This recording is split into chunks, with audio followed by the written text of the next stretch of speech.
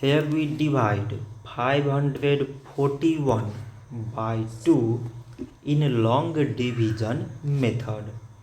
2 times 2 is 4. On subtracting we get 1. So now we put down this 4 and it is 14. 2 times 7 is 14. On subtracting we get 0. So again we put down this 1 and 2 times 0 means 0. On subtracting we get 1. So now this 1 is less than 2 and there is no other number to put it down.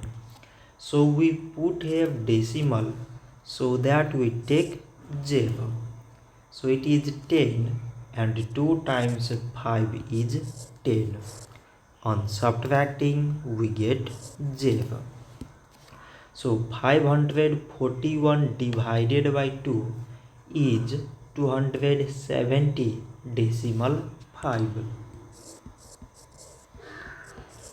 So this much for today and thanks for watching.